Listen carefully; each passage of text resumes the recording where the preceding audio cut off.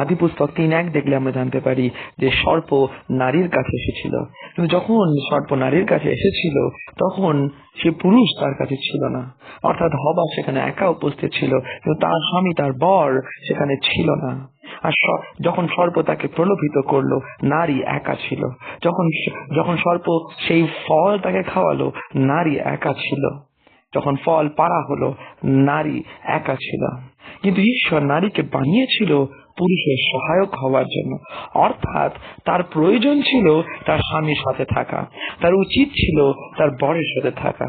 কিন্তু যখনই সেই নারী তার বর থেকে দূরে হলো, সে শয়তান দ্বারা প্রলোভিত হয়ে গেল।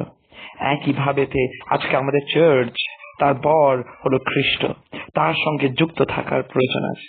যখনই সেই চার্চ সেই খ্রিস্ট থেকে দূরে চলে আসে, তখন শয়তান দ্বারা প্রলোভিত হয়, শয়তান দ্বারা যাতনাগ্রস্ত হয় এবং সে পাপ করতে থাকে। আজকে আমাদের প্রত্যেক জনকে উৎসাহিত করতে লাগবে ঈশ্বরের উদ্দেশ্য নারীকে বানানো সহায়ক হওয়ার জন্য তার বরের। আজকে চার্চকে ঈশ্বর বানিয়েছেন খ্রিস্টের সহায়ক হওয়ার জন্য, খ্রিস্টের কাজকে পূর্ণ করবার জন্য, তার উদ্দেশ্যকে পূর্ণ করবার জন্য। আজকে আমরা চার্চ রূপে কত উৎসাহিত খ্রিস্টের উদ্দেশ্যকে পূর্ণ করতে। আমরা কি তার সাথে সহভাগিতায় রয়েছি?